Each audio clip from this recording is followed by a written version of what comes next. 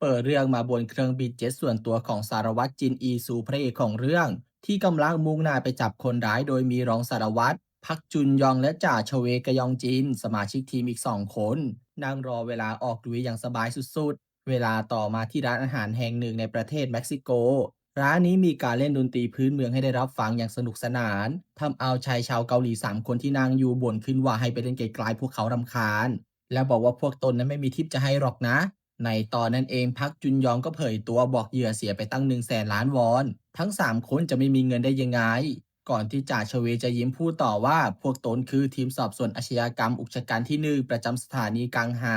และปิดฉากคำพูดโดยพระเอกที่โวยวายขึ้นว่าเพราะพวกแกแท้ๆเขาเลยต้องใช้เครื่องบินเจ็ตส่วนตัวบินมาจับถึงที่นี่แถมยังต้องมาเช่าทั้งร้านนี้อีกผู้จบทีมก็เริ่มทำการบุกจับกุมในทันทีโดยมีอาวุธเป็นเครื่องดนตรีต่างๆที่เพิ่งใช้ในการแสดงไปเมื่อกี้ เล่นซะพวกคนร้ายหัวร้อนหยิบอาวุธขึ้นมาทำเสียงดังคูแต่นั่นกลับทำให้ยิ่งแย่เพราะทันทีที่ได้ยินเสียงอาวุธทีมตำรวจเม็กซิกันก็พากันบุกเข้ามาพร้อมอาวุธครบมือจนพวกคนร้ายหมดทางหนีได้แต่ยกมือยอมจำนนและถูกจับส่งกลับไปที่เกาหลีเวลาต่อมารายการ Specialist ก็นำเสนอข้อมูลของบุคคลที่จะฉายให้ดูสัปดาห์หน้าว่าเขาคนนั้นคือพระเอกผู้ที่สามารถจับกลุ่มแก๊งแชร์ลูกโซ่ได้ที่ประเทศเม็กซิโก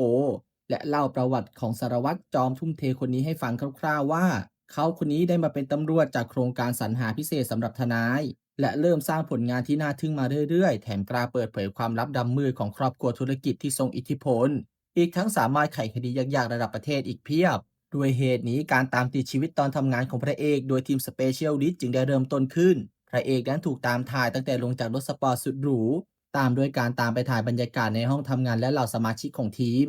ในตอนนั้นเองหมอยุนจีวอนแพทย์นิติเวชที่คอยช่วยเหลือทีมตลอดก็ได้ผ่านทางมาพอดีจนพระเอกเรียกเธอมาออกกล้องด้วยกันอีกคนแต่แล้วทีมสอบสวนที่2ก็พากันแต่งตัวเต็มยศเข้ามาในห้องทำงานทีมสอบสวนที่1เพื่อจะได้ออกกล้องบ้างจนพระเอกต้องรีบขอให้ออกไปบอกอย่ามาบังกล้องของเขานะและหันไปแนะนำโต๊ะของหัวหน้าทีมผู้ที่ตอนนี้กำลังเข้าโครงการอบรมอยู่ที่ LA ก่อนจะบอกว่าตอนนี้เขาเองก็ยังไม่รู้ว่าใครจะมาเป็นหัวหน้าทีมคนใหม่ผู้จบก็หันไปแนะนำโต๊ะทำงานของตัวเองอย่างภาคภูมิใจ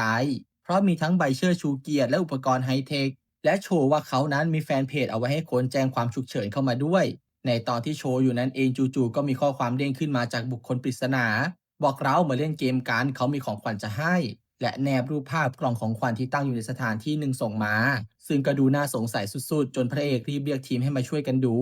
พอทีมเห็นก็บอกว่ารูปนี้ถ่ายจากห้างของบ้านพระเอกนี่ไม่แน่ว่าอาจจะแค่ส่งมาแกล้งแต่ผู้กำกับรายการที่อยากเรียกเรตติ้ง เธอนั้นก็อยากให้พระเอกลองไปดูว่าในกล่องของขวัญใส่อะไรไว้จนเมื่อทีมพากันมาถึงบุคคลปริศนาก็ส่งคำใบ้เพิ่มเติมเป็นรูปภาพของบาทหลวงกล่องที่มีวงเล็บและแฮชแท็กอะไรแปลกๆมาให้พอจ่าเฉวค้นดูก็พบว่าแฮชแท็กนั้นคือรหัสของสีแทนสายสืบพักจุนยองเห็นท่าไม่ดีจึงคิดอย่างจริงจังและพบว่าทั้งหมดนี้แปลได้อย่างเดียวคือบอมแบบทำขึ้นเอง เป็นขณะเดียวกับที่พระเอกเห็นกล่องสีแทนตั้งอยู่ท่ามกลางกล่องสีเหลือง เขาจึงจะลองเปิดดูทำให้กลไกของบอมเริ่มทำงาน เห็นแบบนั้นสายสืบพักจุนยองเลยรีบตะโกนขอให้พระเอกอยู่นิ่งๆ ห้ามขยับเด็ดขาด บอกว่าข้างในนั้นคือบอมทำเอาคนทั้งห้างต้องรีบอพยพออกจากพื้นที่อย่างวุ่นวาย รวมไปถึงทีมของรายการ Specialist ด้วย แต่ว่าทีมงานนั้นกลับแอบถ่ายเหตุการณ์ต่างๆจากที่ไกลๆแทนและได้ภาพตอนที่พระเอกยืนกดกล่องเอาไว้จนเมื่อยจ่าเฉวเลยต้องรีบเข้ามานวดให้อย่างทุลักทุเล ไม่นานหน่วยปฏิบัติการพิเศษเก็บกู้บอมก็พากันมาถึง โดยหัวหน้าหน่วยที่เป็นผู้หญิงก็บอกพระเอกหลังตัดสายชนวนเรียบร้อยแล้วว่าบอมกำลังจะทำงานในอีก10 วิพระเอกต้องดีดตัวถอยหลังออกมาให้ไกลที่สุดผู้จบก็เริ่มนับถอยหลังเล่นสะพระเอกกระโดดออกมายังหมดรอพอเห็นแบบนั้นหัวหน้าหน่วยกลับขำขึ้นอย่างอารมณ์ดีและแจ้งทุกคนว่าตอนนี้ชนวนได้ถูกตัดแล้วก่อนจะเดินไปทักทายพระเอกบอกว่าไงไอตัวโจ๊ก และเปิดหน้าให้ดูจนพระเอกจำได้ทันทีว่าเธอคนนี้คือครูฝึกจูฮาเยราหัวหน้าทีมต่อต้านการก่อการร้ายนางเอกของเรื่องนี้พอเห็นหน้าเธอก็ทำเอาพระเอกนึกย้อนไปถึงวันวานอันน่าอับอายตอนที่เขาอยู่โรงเรียนตำรวจตอนนั้นเขาที่ขี้แอคทำอะไรก็เน้นเท่โดนนางเอกที่เป็นครูฝึกกำราบสราบคาบเช่นตอนฝึกใช้อาวุธเขาที่เอาแต่เก๊กก็โดนเธอด่าว่าเป็นจอห์นวิกหรือไง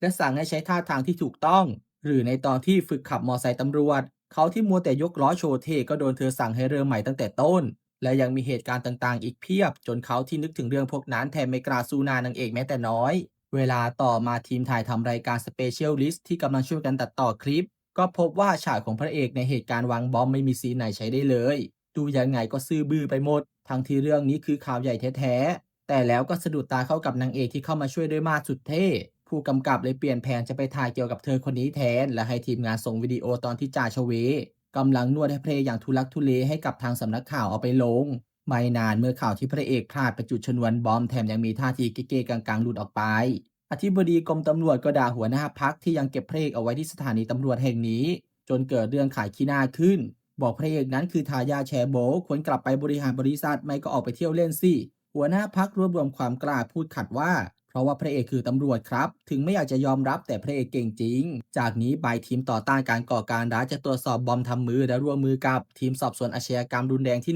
1และจะมีทีมอาชญากรรมไซเบอร์คอยซัพพอร์ตตามหาคนที่ส่งข้อความมาบอกใบ้อธิบดีตำรวจที่ปวดหัวสุดๆจึงถามขึ้นว่าแล้วทำไมถึงป่านนี้แล้วทีมสอบสวนที่1นี้ยังไม่มีหัวหน้าทีมคนใหม่มาอีกหัวหน้าพักก็ตอบตามตรงว่าเพราะไม่มีใครอยากมาเพื่อคุมทีมที่พระเอกอยู่ แต่ว่าเขานั้นก็จะหาหัวหน้าทีมคนใหม่ให้ได้เองด้านพระเอกก็โดนเพื่อนร่วมงานล้อเลียนท่าทางที่เขาเมื่อยจนพระเอกนั้นอายสุดๆแถมพวกเพื่อนร่วมงานยังตอกย้ำว่าคงพูดถึงเรื่องนี้กันไปอีก10ปีเลยมั้งทำเอาพระเอกเดินหนีออกมาอย่างอารมณ์เสียในตอนนั้นเองก็เจอกับแก๊งรายการสเปเชียลดิสพระเอกเลยเดินไปบ่นว่าทำไมถึงเอาวิดีโอในตอนที่เขาดูไม่ดีสุดๆไปปล่อยลงข่าวโดยที่ไม่ยอมถามเขาสักคำว่าอนุญาตไหมทีมรายการก็บ่ายเบี่ยงบอกพวกตนก็ถูกทีมข่าวบีบมาเช่นกัน และขอโทษเพื่อให้เรื่องนี้มันจบก่อนจะรีบพากันไปถ่ายนางเอกแทนที่เดินทางมาเพื่อร่วมมือกันสอบสวนกับทีมอาชญากรรมที่1ไม่สนใจพระเอกกันเลยสักนิดจนเขารู้ตัวแล้วว่าตอนนี้คงไม่อยากจะถ่ายเขากันแล้วเวลาต่อมาในการประชุมเกี่ยวกับคดีก็สรุปได้ว่าบอมทำมือเองแบบนี้ในตลาดมืดมีเยอะมากส่วนภาพจากกล้องวงจรปิดก็จับภาพคนร้ายเอาไว้ไม่ได้เนื่องจากมีผู้คนมากเกินไปแถมกล้องก็ยังอยู่ไกลซะจนเห็นหน้าใครไม่ชัดส่วนบัญชีที่ใช้ส่งข้อความมาก็เป็นบัญชีปลอม ตามสืบหาเจ้าของบัญชียากสุดๆ และจากการวิเคราะห์ประเภทของบอมทำมือนี้คงมีรัศมีการทำลายอยู่ราวๆประมาณ1เมตรเมื่อการประชุมจบลงทีมรายการสเปเชียลลิสต์ก็รีบมาหานางเอกเพื่อขอถ่ายเธอแทนแต่เธอกลับตอบว่าเธอไม่ออกกล้องแน่นอนอีกอย่างช่วยลบทุกอย่างที่ถ่ายวันนี้ด้วยเธอไม่อยากให้หน้าตัวเองออกทีวีทำเอาพระเอกที่อยู่แถวนั้นพอดีเดินมาพูดแซะทีมรายการว่านี่สินะที่เขาบอกกว่าจะรู้ค่าก็เมื่อสายไป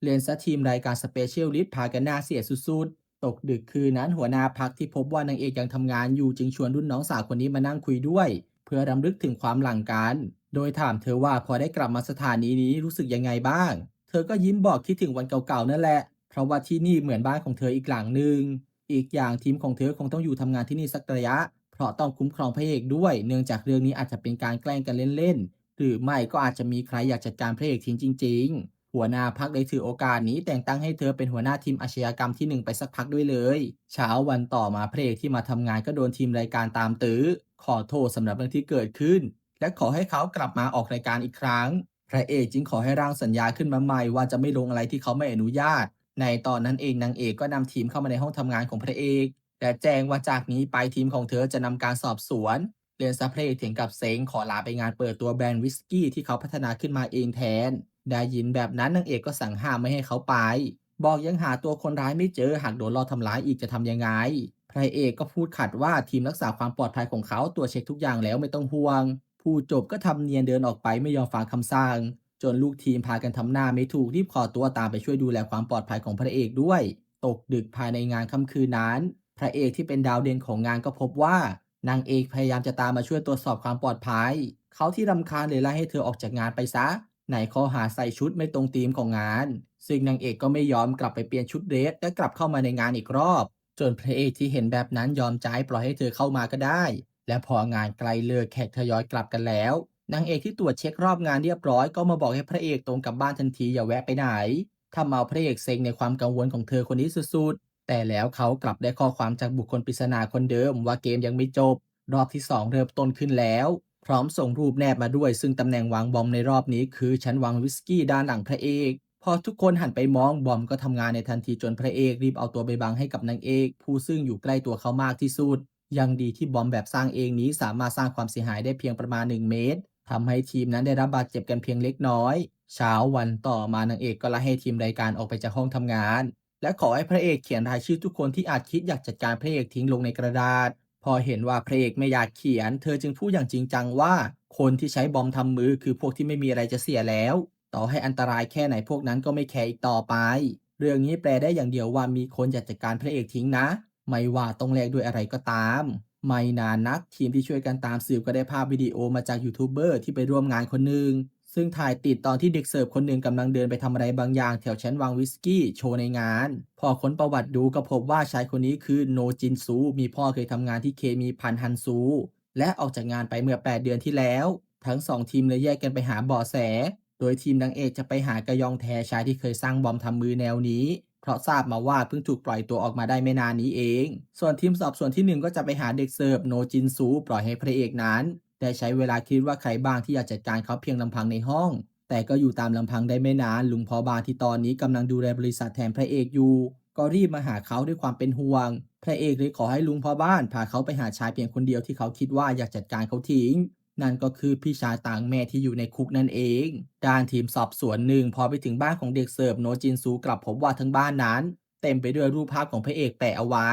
เหมือนกับว่าเจ้าโนจินซูคลั่งพระเอกแบบสุดๆส่วนทีมของนายเอกที่บุกไปบ้านเป้าหมายอีกคนก็พบว่าตอนนี้กยองแทแค่กำลังทำสูตรปุ๋ยสำหรับการเกษตรและพอถามถึงเรื่องบอมทำมือเขาก็บอกวิธีทำสิ่งนี้นะแพร่ไปทั่วอินเทอร์เน็ตตั้งแต่3 ปีที่แล้วเขาติดคุกเพิ่งออกมาได้ไม่นานเขาไม่ทำอะไรแบบนี้แล้วแหละ ที่ตอนนั้นเขาทำแบบนั้นลงไปก็เพราะนายจ้างของเขาเลวเฉยๆภาพตัดกลับมาทางทีมสอบสวนหนึ่งพอถามโนจินซูว่าแล้วไปทำอะไรลับๆล่อๆแถวชั้นวางวิสกี้โชว์ในงานเขาก็ตอบว่าเพราะหมอดูแนะนำมาให้นำสิ่งนั้นไปวางใกล้ๆคนที่เราอยากเป็นซึ่งเขาอยากรวยแบบพระเอกข้างในกล่องก็มีเพียงผ้ายันผมและก็เล็บของเขาเท่านั้นส่วนเรื่องที่พ่อลาออกพ่ออยากกลับบ้านนอกไปทำสวนเฉยๆอีกด้านหนึ่งพระเอกที่เจอพี่ชายแล้วบอกตรงๆว่ามีคนพยายามจัดการเขาทิ้งด้วยบอม และคนที่เขาสงสัยก็คือตัวพี่จึงมาหาคำตอบที่นี่พี่ชายก็บอกพี่อยู่ในคุกมีเวลาให้คิดเยอะพี่จึงเอาแต่คิดว่าพี่มันโง่แค่ไหนและพยายามเขียนจดหมายถึงพระเอกหลายฉบับในนั้นมีทั้งคำแก้ตัวและคำร้องขอให้พระเอกยกโทษให้แต่สุดท้ายพี่ก็ไม่กล้าส่งไปเพราะรู้ตัวว่าไม่ควรได้รับการอภัยก่อนจะพูดอย่างจริงจังว่าพี่ไม่ใช่คนวางบอมนั้นนะสิ่งที่พี่รู้สึกผิดที่สุดก็คือการทำร้ายพระเอกนั่นแหละทำเอาพระเอกนั้นแทบจะไม่อยากฟังและจะเดินออกไป พี่ชายจึงพูดตามหลังว่าเรื่องนี้ไม่ใช่การแก้แค้นหรอก เพราะน้องชายที่พี่รู้จักไม่มีทางทำให้ใครแค้นถึงขั้นนี้ เวลาต่อมาทั้งสองทีมที่แยกกันไปหาข้อมูล ก็กลับมาโรงพักเพื่อแบ่งปันข้อมูลกัน โดยเด็กเสิร์ฟเป็นเพียงคนที่คลั่งไคล้พระเอก และบอมทำมือแบบนั้นตอนนี้ใครๆก็สามารถทำเองได้ สุดท้ายพระเอกที่ออกไปหาพี่ชาย คนที่เขาคิดว่าอยากจัดการเขาทิ้งมากที่สุด ก็แจ้งทุกคนว่าตลอดเวลาที่ผ่านมานี้พี่ชายไม่ยอมให้ใครเข้าเยี่ยมแม้แต่ทนายตัวเองยังไม่ยอมออกมาพบ เรื่องนี้พี่ชายเขาคงไม่เกี่ยวจริงๆ และพอการสืบสวนไม่คืบหน้ายังระบุตัวคนร้ายไม่ได้นางเอกเลยเสนอเบื้องบนให้ย้ายพระเอกไปหลบที่เซฟเฮาส์ก่อนเพื่อความปลอดภัยของตัวพระเอกเองพอได้รับคำอนุมัตินางเอกจึงรีบมาสั่งให้พระเอกและทีมหนึ่งไปกับเธอในทันทีแถมต้องทิ้งรถหรูเอาไว้และขึ้นรถเก่าๆออกไปอีกเลนแซะพระเอกไม่พอใจสุดๆแต่ก็ต้องยอมทำตามโดยไม่รู้เลยว่ามีชายสวมแว่นคนหนึ่งคอยแอบดูเหตุการณ์นั้นอยู่ระหว่างเดินทางไปเซฟเฮาส์ นางเอกที่นั่งมาคันเดียวกับพระเอกจึงถามเขาด้วยความสงสัยว่าพระเอกนั้นมันเป็นตำรวจทำไมกันทั้งที่รวยขนาดนั้นอยากไปทำอะไรก็ทำได้ทั้งหมดแท้ๆพระเอกจึงพูดสวนว่าเขาทำมาทุกอย่างแล้วแต่จะให้ทำยังไงได้ล่ะก็เขาเกิดมาเพื่อเป็นตำรวจนี่นานางเอกได้ยินถึงกับยิ้มชอบใจกับคำตอบในตอนนั้นเองจู่ๆก็เหมือนได้ยินเสียงมือถือสั่นเพราะมีคนโทรเข้าแต่ไม่ใช่มือถือของทั้งสองบนรถจนพระเอกที่หันไปมองรอบๆพบว่าด้านหลังมีกล่องแปลกๆวางอยู่ พร้อมกับมีแสงสีแดงอยู่ด้านในกล่อง เขาจึงตัดสินใจจะลองเปิดดูและแทบช็อกเพราะด้านในคือบอมที่กำลังนับถอยหลังได้ยินแบบนั้นนางเอกก็รีบจอดรถแล้วเช็คในทันทีพบว่าบอมนี้เป็นของจริงมีระยะการทำลายล้างมากกว่า100เมตรพระเอกจึงตัดสินใจรีบขับไปที่ท่าเรือใกล้ๆด้วยเส้นทางที่ตรงที่สุดเพื่อแข่งกับเวลาของบอม ทั้งคู่ที่ขับมาใกล้ถึงแม่น้ำและเวลานับถอยหลังกำลังจะหมดพอดี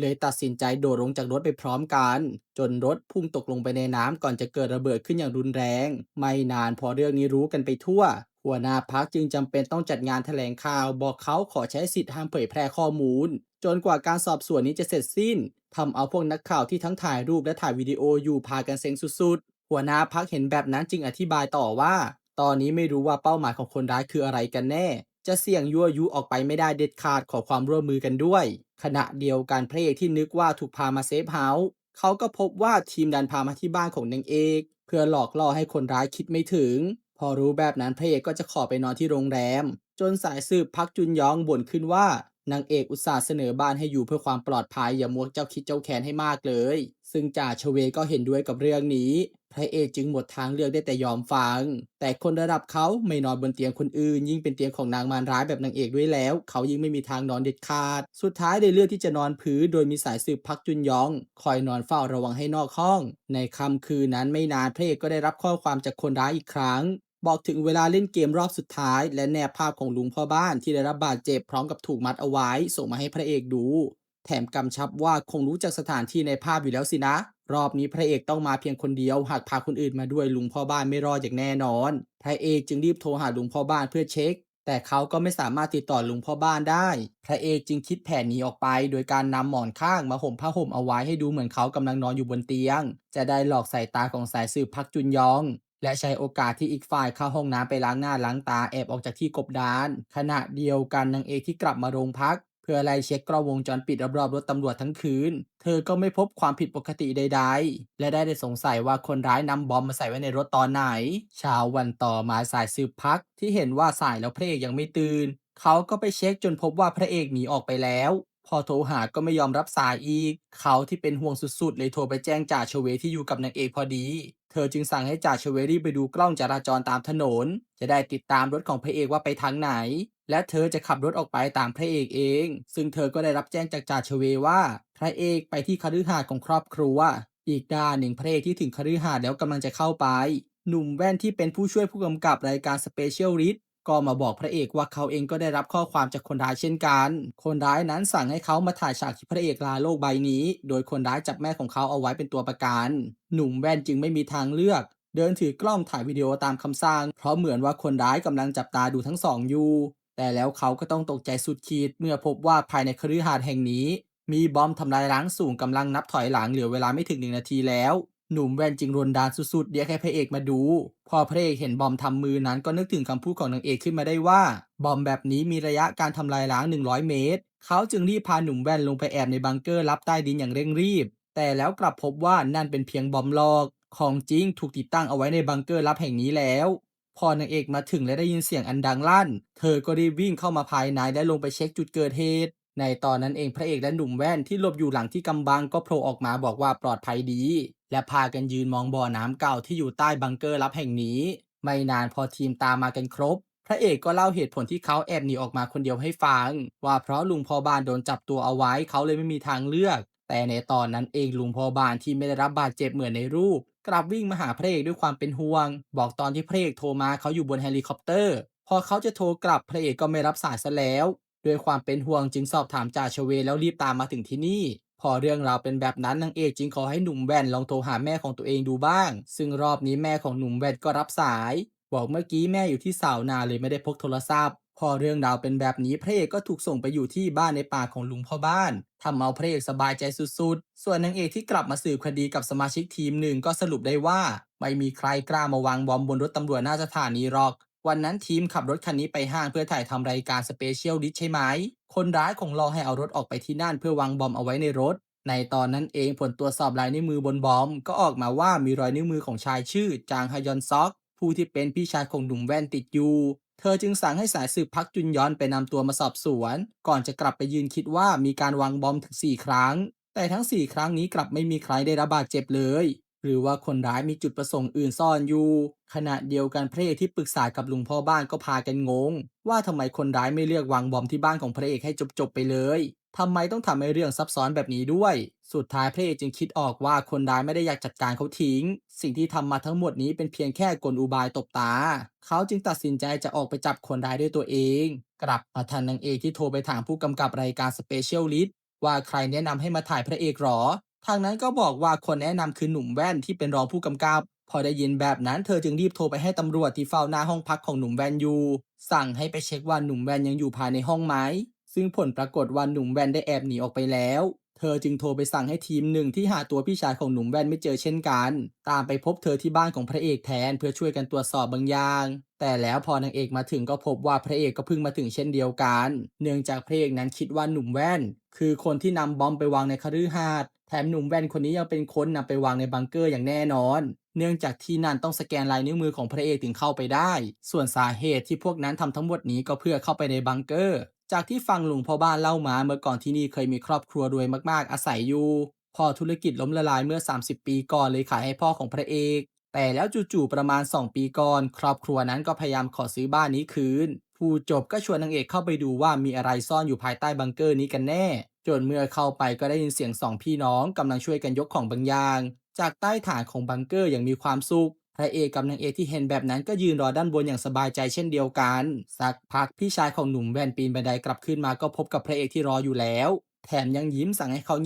งียบๆและควบคุมตัวก่อนที่พระเอกจะหันไปช่วยนางเอกดึงกล่องที่หนุ่มแว่นมัดจากด้านล่างขึ้นมาอย่างอารมณ์ดีพอหนุ่มแว่นปีนบันไดตามขึ้นมาเห็นแบบนั้นก็เล่นสะหุบยิ้มแทบไม่ทันแต่ว่าสองพี่น้องแว่นก็ช่วยกันลุ้นให้ของภายในกล่องเป็นทองไม่ก็เพชรพระเอกเลยแกล้งถามว่าอยากรู้งั้นหรอยิ่งพอเห็นว่าทั้งสองพี่น้องพยักหน้าอยากรู้สุดๆ พระเอกก็ยิ้มพูดว่าเขาไม่บอกหรอกและนำทั้งสองกลับโรงพักเพื่อสอบปากคำโดยทั้งสองก็ให้การสารภาพว่าพ่อที่เพิ่งเสียไปเพราะโรคมะเร็งเมื่อ2 ปีก่อนได้สั่งเสียเอาไว้ให้ทั้งสองต้องเอาบ้านหลังนั้นกลับมาให้ได้เพราะที่บ้านนั้นมีของสำคัญของตระกูลจริงๆทั้งสองก็ไม่เชื่อในสิ่งที่พ่อพูดแต่ญาติผู้ใหญ่ที่มางานข่าวดำของพ่อต่างพากันพูดถึงหีบสมบัตินั้นที่ถูกฝังอยู่ข้างบ่อน้ำเก่า พวกเขานั้นไม่ได้มีเจตนาอยากจัดการพระเอกเลย ทั้งยังพยายามสุดๆเพื่อไม่ให้มีใครได้รับบาดเจ็บ พอยอมรับทุกอย่างเสร็จก็ถามด้วยความอยากรู้สุดๆว่าตกลงในหีบนั้นใส่อะไรไว้ ทั้งสองยินดีติดคุกขอแค่บอกว่าในหีบนั้นมีอะไรก็พอ จนพระเอกที่ติดเล่นตอบทันทีว่าในหีบนั้นมีทองนะ หากคิดตามราคาปัจจุบันคงตีเป็นเงินได้ราวๆ100,000,000 วอนได้ยินแบบนั้นสองพี่น้องแว่นก็พากันดีใจสุดๆและรีบหันมาถามว่าทองนั้นควรเป็นของพวกตนใช่ไหมพระเอกก็ตอบว่าใช่สิ ก็ทั้งสองอุตส่าห์ลงทุนทำกันขนาดนี้ก็ควรได้ไปนะสองพี่น้องแว่นเลยขอดูเป็นบุญตาสักครั้งเพราะยังไงก็เป็นของพวกเขาอยู่แล้วพระเอกก็ยิ้มตอบว่าตกลงและให้ทีมยกหีบนั้นเข้ามาในห้องสอบสวนก่อนจะเปิดให้ชมของด้านในเล่นซะสองพี่น้องแว่นที่ตอนแรกดีใจสุดๆพอเห็นของด้านในก็พากันยิ้มไม่ออกจากเรื่องราวทั้งหมดนี้พระเอกที่ยังต้องถ่ายทำรายการสเปเชียลลิสต์ เลยอธิบายคดีนี้ออกกล้องบอกหีบสมบัตินี้คือสาเหตุของการวางบอม4 ครั้งแล้วรู้ไหมล่ะว่าด้านในหีบคืออะไรพูดไปด้วยก็เปิดหีบหยิบของที่อยู่ด้านในออกมาโชว์ซึ่งคือรูปถ่ายและประวัติการร่วมมือกับจักรวรรดิญี่ปุ่นของต้นตระกูลพี่น้องแว่นเป็นเหตุให้ตระกูลนี้รวยสุดๆจนตัวปัญหาได้ถือกำเนิดขึ้นนั่นคือพ่อของพี่น้องแว่นนั่นเองผู้ซึ่งทำธุรกิจอะไรก็เจ๊ง ลูกชายแว่นทั้งสองก็ไม่รู้เรื่องคิดไปว่าภายในหีบคือทองเลยก่อเหตุจนนำไปสู่การเปิดโปงต้นตระกูลว่าเข้าข้างฝ่ายญี่ปุ่นนี่ช่างเป็นจุดจบที่เหมาะสมกับครอบครัวไส้ศึกจริงๆและพอรายการนี้ถูกเผยแพร่ออกไป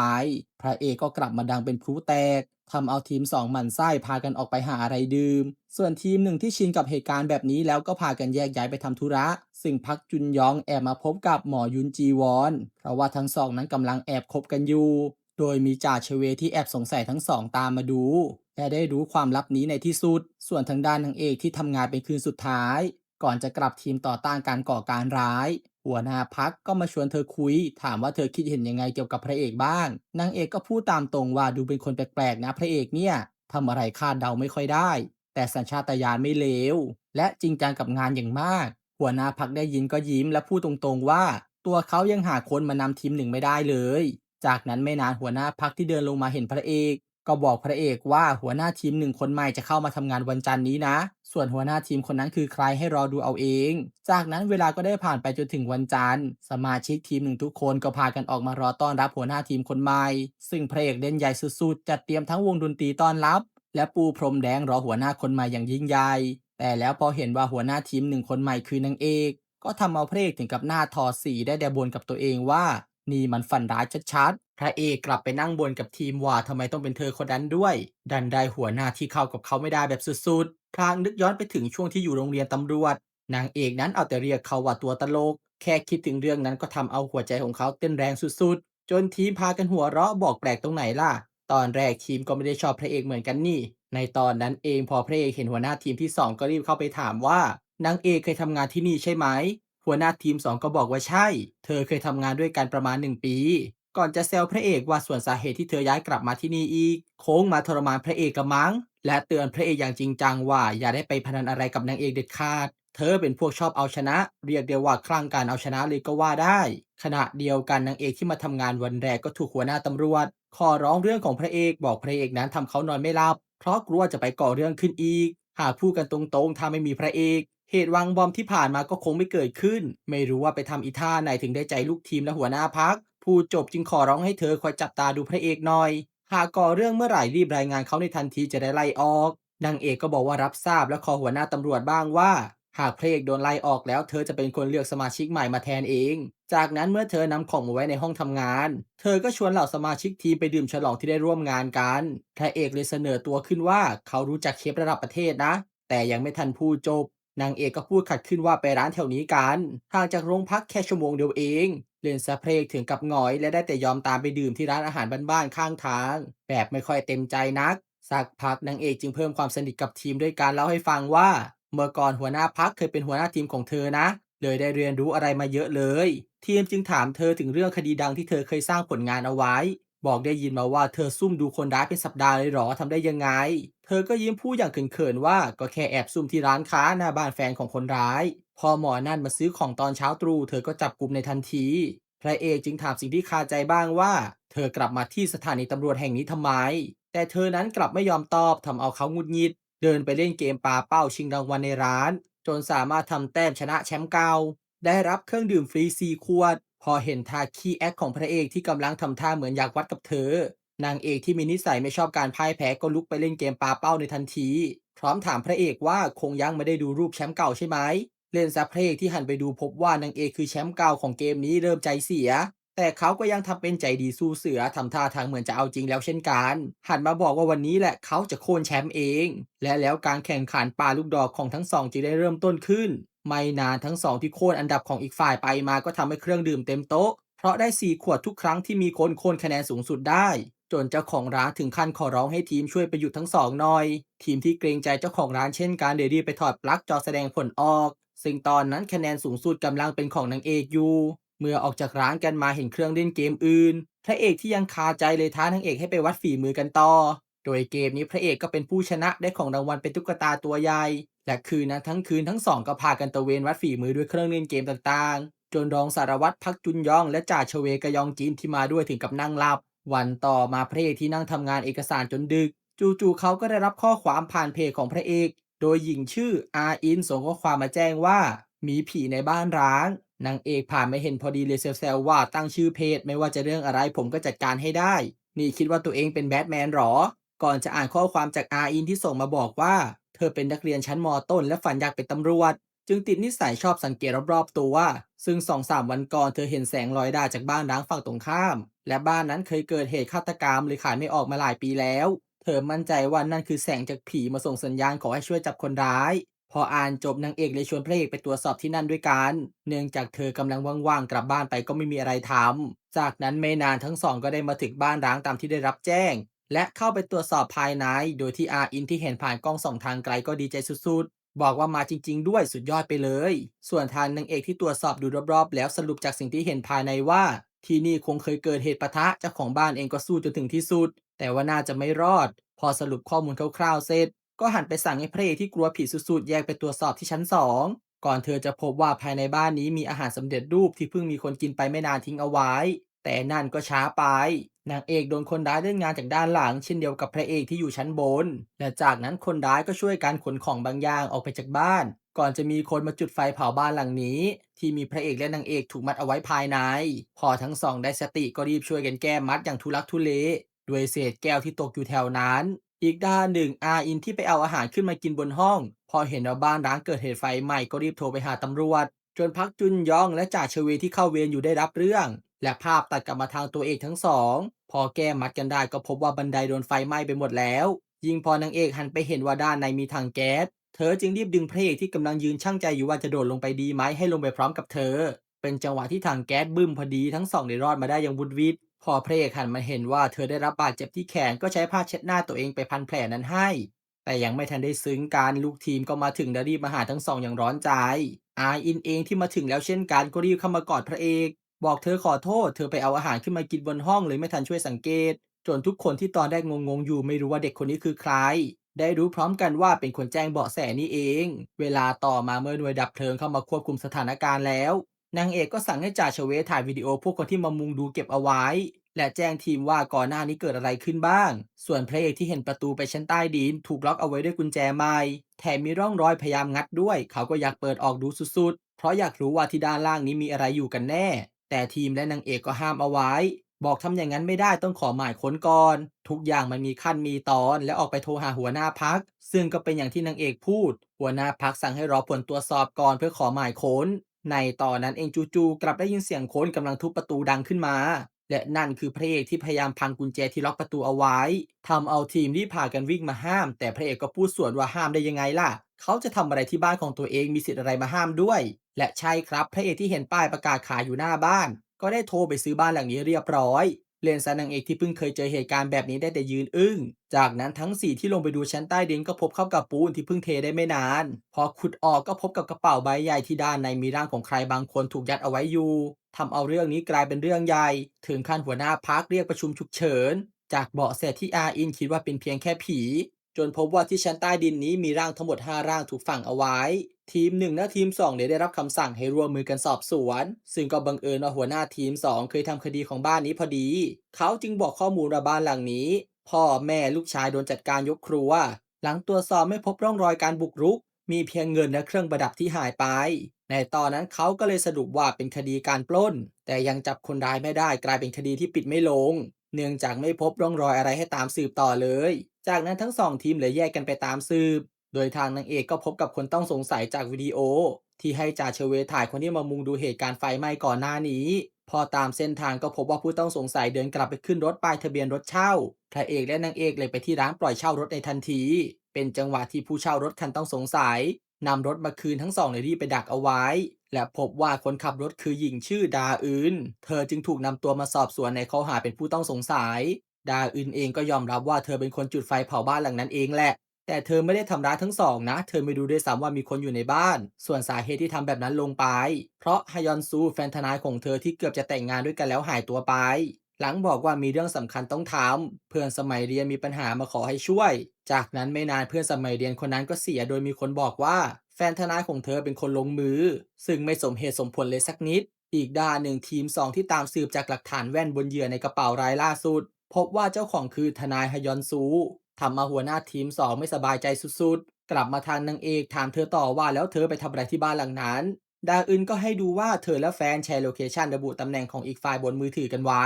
และวันที่เพื่อนของแฟนทนายเสียเธอพบว่าแฟนทนายอยู่ที่บ้านหลังนี้จากการดูในแอปตอนแรกเธอก็ตกใจกับเหตุการณ์ต่างๆซะจนลืมเรื่องนี้ไปพอได้สติก็ขอให้ตำรวจผู้รับผิดชอบคดีไปช่วยตรวจสอบแต่ตำรวจคนนั้นก็ไม่ยอมเชื่อเธอเลยเธอจึงไปดูด้วยตัวเองและพบว่าเป็นบ้านร้างและเธอนี่แหละคือคนที่พยายามงัดประตูทางลงไปชั้นใต้ดินนั้นแต่ก็เปิดไม่ได้สุดท้ายได้จุดไฟเผาเผื่อตอนตำรวจลงมาตรวจสอบจะเจอเบาะแสอะไรบ้างหลังจากนั้นไม่นานเมื่อสอบสวนเสร็จและพากันเดินออกมาดาอึนที่เห็นหัวหน้าทีม2เลยพูดขึ้นทันทีว่าตำรวจคนนี้แหละที่รับผิดชอบคดีแฟนทนายและไม่ยอมเชื่อในสิ่งที่เธอพูดทำเอานางเอกต้องเรียกทีม2ไปถามว่านี่มันเกิดอะไรขึ้นกันแน่เมื่อโดนจี้ถามมากๆหัวหน้าทีม2เนี่ยยอมบอกข้อมูลอย่างหนักใจว่า3 เดือนก่อนมีเหยื่อชื่อมินซอโดนจัดการและผู้ต้องสงสัยขี่มอไซค์ไปบ้านของทนายฮยอนซู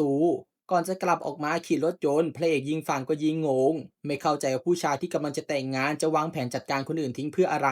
รหัวหน้าทีมส่งเลยให้ดูข้อมูลเพิ่มเติมว่าทนายฮยอนซูได้ส่งข้อความให้มินซอออกมาเจอหลายครั้งแต่มินซอปฏิเสธการเจอทุกครั้งทั้งยังเคยแจ้งความว่าเธอถูกแอบตามด้วยและพอตรวจสอบพบว่าอาวุธที่ใช้จัดการเธอคือมีดจากบ้านของทนายฮยอนซูแถมยังเจอชุดที่ใส่ไปจัดการมินซออยู่ในบ้านของทนายด้วยหากยืนยันลายนิ้วมือบนอาวุธและแรงจูงใจแล้วพบว่าทนายซูยังหายตัวไปอีกเขาจึงประกาศออกหมายจับซึ่งคงไม่ต้องหาแล้วแหละเพราะแว่นที่พบบนร่างของเหยื่อในกระเป๋าคือแว่นของฮยอนซูนั่นเองและผลชนสูตรก็ออกมายืนยันร่วมว่าร่างเหยื่อในกระเป๋าที่ใหม่สุดคือร่างของฮยอนซูทำเอาทั้งสองทีมพากันมืดแปดด้านไม่รู้ว่าคดีนี้มันเป็นยังไงกันแน่จนเมื่อช่วยกันคิดไปสักพักพระเอกก็พูดขึ้นว่าหากฮยอนซูไม่ได้เป็นคนจัดการมินซอล่ะแบบว่ามินซอคือเป้าหมายและฮยอนซูคือเหยื่อที่กลายเป็นผู้ต้องสงสัยซึ่งพอโดนทำให้หายตัวไปอีกคดีนี้ก็ไขไม่ได้แล้วนี่มันอาชญากรรมที่สมบูรณ์แบบชัดๆนางเอกที่คิดแบบนั้นเช่นกันเลยพูดเสริมขึ้นว่ามีเหยื่อในกระเป๋าถึง5 รายแปลว่าเรื่องนี้ต้องมีคนร้ายอย่างน้อย2 คนถึงจะทำได้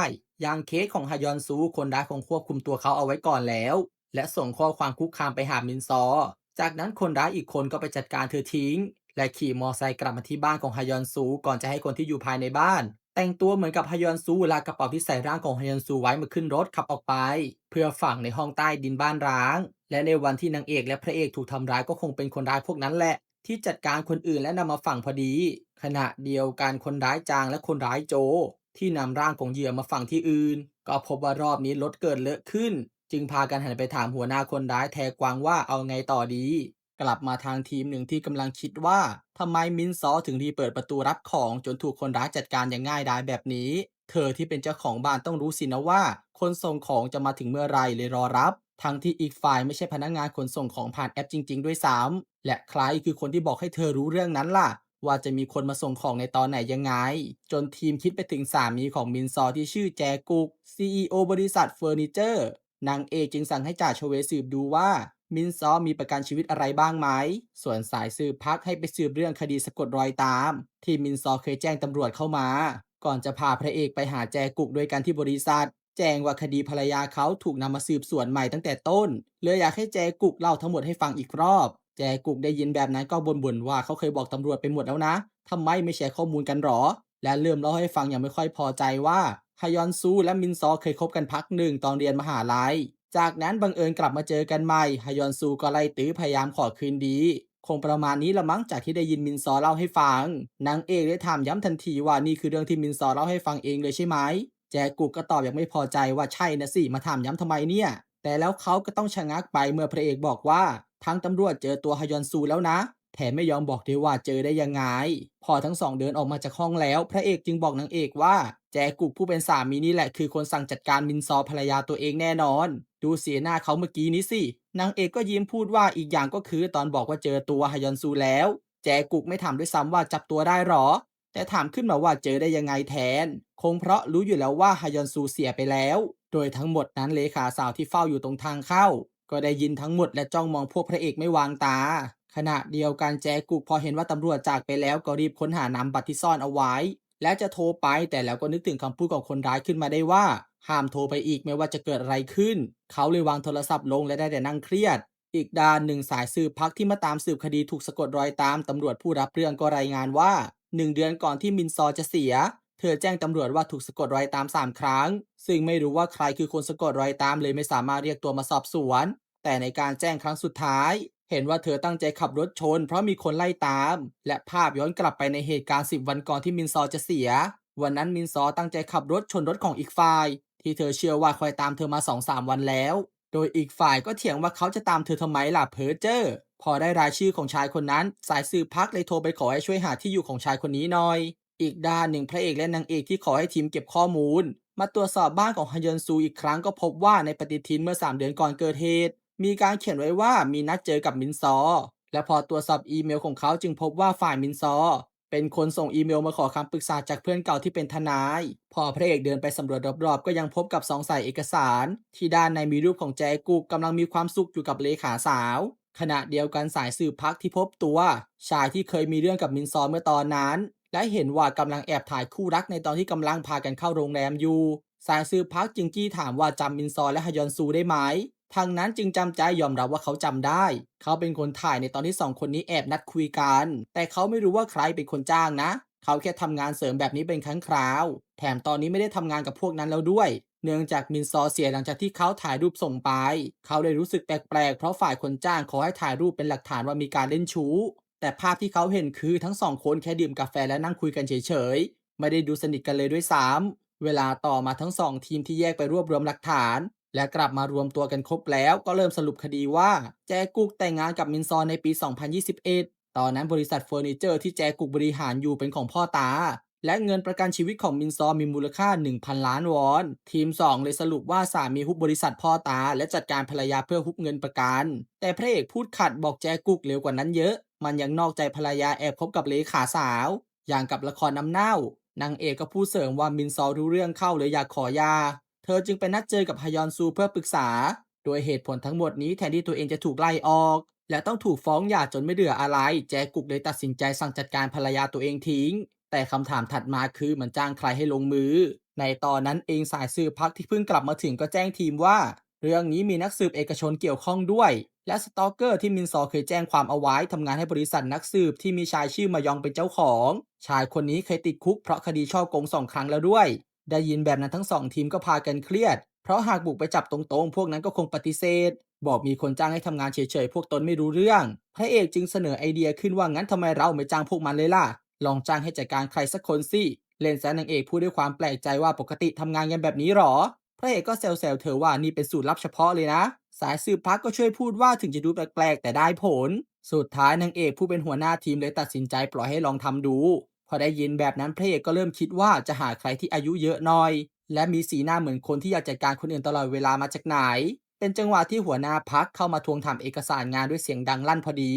เห็นแบบนั้นพระเอกจึงยิ้มขึ้นอย่างเจ้าเล่ห์ก่อนจะโทรไปหาลุงพอบ้านเพื่อขอยืมรถหรูพร้อมชุดสูทและนาฬิกาเล่นซะลุงพอบ้านที่ตอนนี้เป็นประธานใหญ่ และกำลังจะไปทำงานลงข้างทางเพื่อให้นำรถไปส่งที่สถานีตำรวจโดยเหตุนี้จากหัวหน้าพักก็กลายเป็นมาเฟียพักเดินขึ้นรถหรูอย่างเท่ทำเอาหัวหน้าตำรวจที่เห็นยังนึกไปว่าจับหัวหน้าแก๊งได้หรอและพอรู้ว่านั่นคือหัวหน้าพักเลยได้แต่บ่นอย่างหมดหวังว่าสถานีตำรวจเราเพี้ยนกันไปหมดแล้วตกดึกคืนนั้นแก๊งมาเฟียอิตาลีกัมมาลอก็พากันไปหามายองเจ้าของบริษัทนักสืบเอกชนและทำท่าขรึมสั่งเมนูเครื่องดื่มอิตาลีโดยมาสุดเข้มพอเลขาแวนดี้วิ่งออกไปหาซื้อให้ และมาย่องไปนั่งคุยกับหัวหน้าแก๊งพระเอกเลยใช้โอกาสนี้แอบติดกล้องจิ๋วส่วนหัวหน้าแก๊งพักก็บอกมายองว่าเขาอยากหาคนหนึ่งให้เจอ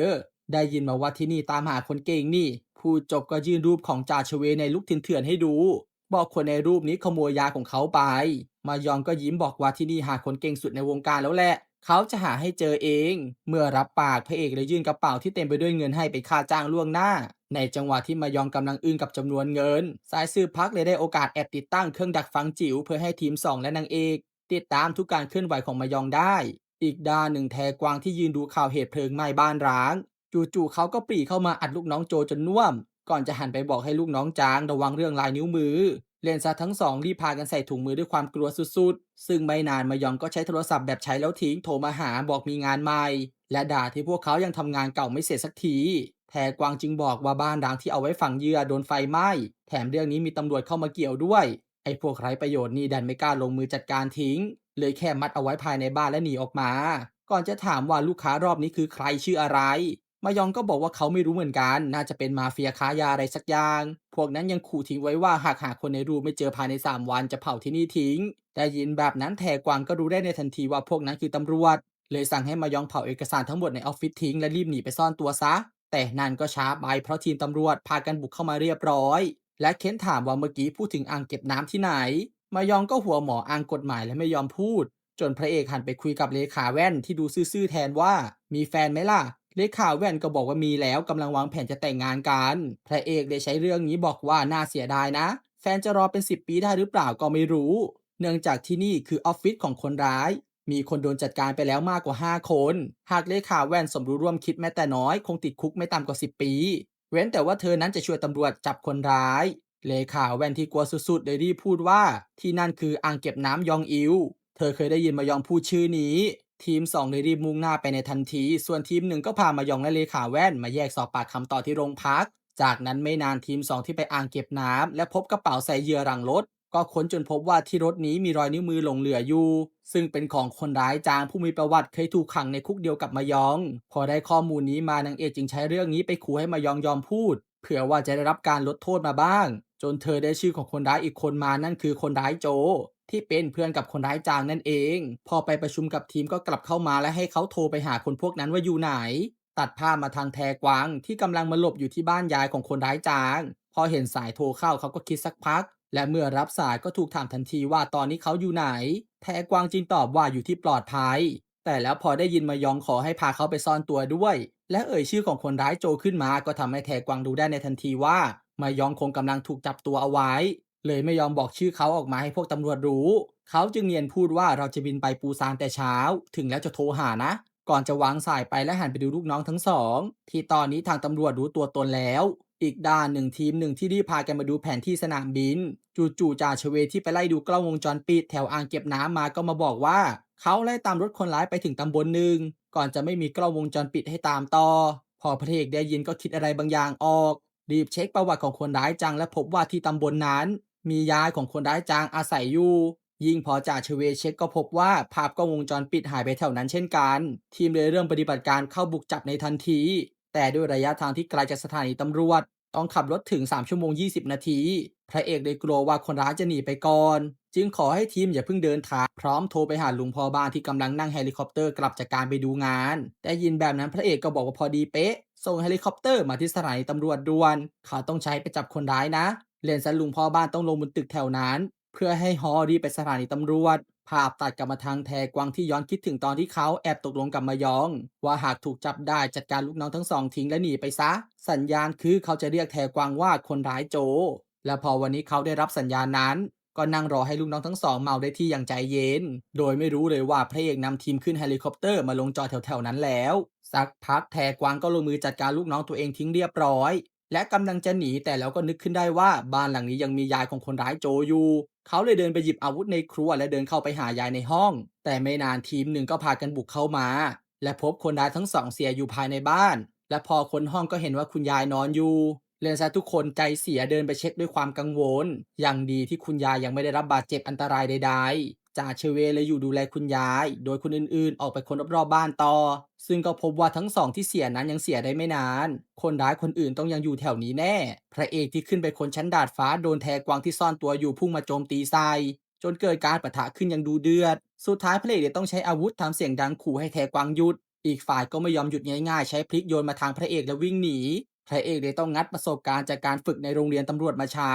โจมตีไปที่ขาได้อย่างแม่นยำพอนางเอกเห็นแบบนั้นก็ชมว่าใช้ได้นี่คงเพราะได้ครูฝึกที่เก่งสินะและหันไปใช้ผ้าเช็ดหน้าตัวเองพันแผลให้กับพระเอกที่มือวันต่อมาแจกุกที่กำลังเดินเล่นหวานแววอยู่กับเลขาสาวก็เจอพระเอกมาดักรอบอกมีความสุขกันจังเลยนะแต่น่าเสียดายคงต้องแยกกันแล้วตามด้วยนางเอกเดินเข้าไปใส่กุญแจมือด้วยข้อหาจ้างวานจัดการภรรยาตัวเองและพอพามาขึ้นรถพระเอกก็แนะนำให้คนจ้างงานจัดการผู้อื่นและคนที่ลงมือจัดการให้ได้รู้จักกันบอกเป็นเพื่อนกันเอาไว้นะเดี๋ยวก็ได้เข้าคุกเดียวกันแล้วสุดท้ายคดีคนหายปริศนานี้เลยได้ถูกปิดลงท่ามกลางเสียงชื่นชมจากนักข่าวมากมายนางเอกเลยต้องเดินกลับมาพาตัวพระเอกที่มัวยืนเก๊กท่าให้ถ่ายรูปอยู่เพื่อตามมาในห้องสอบสวนซึ่งโดยเสียงบันทึกการสนทนาจากแทกวางที่บันทึกไว้ทุกครั้งมายองและแจกุกก็ดินไม่หลุดนางเอกจึงถามแทกวางต่อว่าแล้วร่างอื่นๆที่พบในกระเป๋าเป็นร่างของใครบ้างหากยอมร่วมมือเธอจะช่วยให้ได้รับการลดโทษแทกวางเลยยอมเขียนรายชื่อให้พอเห็นแบบนั้นนางเอกเลยพูดขึ้นบอกรู้ไหมบ้านร้างที่เขาเลือกฝังเหยื่อเคยเกิดเหตุทั้งครอบครัวโดนจัดการทิ้งถึงจะพบ DNA ของคนอื่นอยู่ภายในบ้านแต่ไม่มีผู้ต้องสงสัยให้ตรวจสอบเลยสาเหตุที่แทกวางเลือกฝังเหยื่อภายใต้บ้านหลังนั้นเพราะจัดการคนครั้งแรกที่นั่นใช่ไหมตอนนี้เมื่อตรวจสอบ DNA พบว่าตรงกับของแทกวางมาก อีกเรื่องลูกน้องทั้งสองเขาก็เป็นคนลงมือจัดการทิ้งเพื่อปิดปากคิดว่าจะเงียบแล้วหลอกเธอได้หรออาชญากรรมที่สมบูรณ์แบบมันไม่มีจริงหรอกนะเมื่อเรื่องทุกอย่างจบลงทีม2ก็พากันไปขอโทษดาอื่นบอกคนร้ายตัวจริงถูกจับได้แล้วทำเอาเธอที่เสียคนรักไปอย่างไม่ยุติธรรมถึงกับร้องไห้ออกมาและด้านหนูอาอินก็ได้รับรางวัลพลเมืองผู้กล้าหาญเพื่อเป็นการขอบคุณที่ช่วยเหลือเจ้าหน้าที่ตำรวจในการจับอาชญากรอันตรายแถมพระเอกยังมอบกุญแจมือทองคำแท้สั่งทำชิ้นเดียวในโลกให้เธออีกด้วย